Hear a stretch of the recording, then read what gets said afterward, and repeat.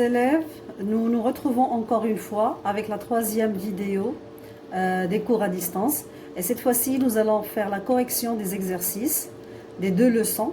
On va commencer par la correction de l'exercice de cause.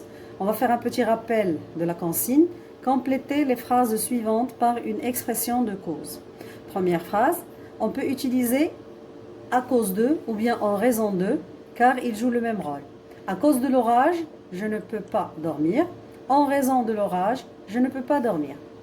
Deuxième phrase, j'utilise grâce à. Et puisque nous avons le nom au pluriel, on met grâce aux médicaments, je vais beaucoup mieux. Et comme vous savez déjà, il y a une différence entre à cause de et grâce à au niveau du sens. À cause de exprime une cause négative et grâce à exprime une cause positive. Pour la troisième phrase, j'utilise parce que. Ils sont arrivés en retard parce qu'il y a eu un accident. Ou là, car il y a eu un accident. Phrase 4, je viens demain vu qu'il reste du travail à finir. Parce qu'il reste du travail à finir.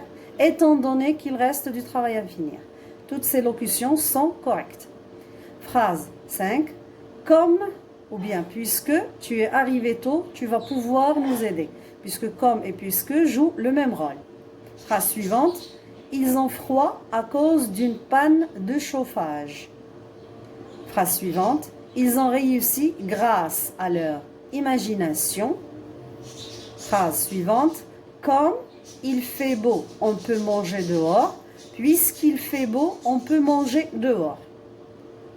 Phrase suivante, tu ne travailles pas aujourd'hui étant donné que tu es malade, vu que tu es malade, parce que tu es malade. Il ne travaille pas aujourd'hui en raison de sa maladie, à cause de sa maladie. Pourquoi tu n'es pas venu? C'est parce que j'avais mal à la tête. Pourquoi tu n'es pas venu? C'est à cause de la grève. Passons maintenant à la correction de l'exercice de but. On va faire un petit rappel de la consigne. Relie les deux phrases par une expression de but. Pour la phrase 1, je mets en garde mon ami pour qu'il soit prudent sur la route. Nous avons utilisé l'expression pour que parce que nous avons deux sujets différents. Et comme vous savez, après pour que, on doit utiliser le mode subjonctif. Deuxième phrase, cet élève prépare minutieusement son projet afin que son professeur soit fier de lui. Afin que et pour que jouent le même rôle. Troisième phrase, l'enfant s'est caché sous le lit de peur que sa mère le trouve. Et comme vous avez remarqué, quand on a utilisé de peur que, nous avons enlevé la négation dans la phrase initiale. Quatrième phrase, il distribue ses cadeaux pour que tout le monde soit heureux. 5. Je crie très fort afin que Rachid m'entende. Là aussi, nous avons utilisé le mode subjonctif. Phrase numéro 6. Je vais au marché pour acheter des légumes.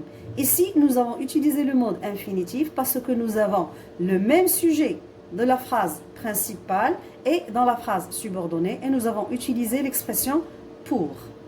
Phrase numéro 7. Je travaille beaucoup de peur de ne pas réussir. Là aussi, remarquez avec moi, quand on a utilisé de peur de, nous avons intégré la négation qui n'était pas dans la phrase initiale. Phrase 8. La mère a tout fait afin que son fils soit heureux. Phrase 9. Nous avons épargné de l'argent pour construire un centre de langue.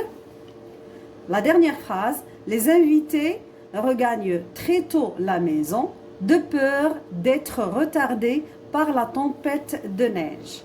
Voilà la fin de notre correction et à la prochaine fois, Inch'Allah.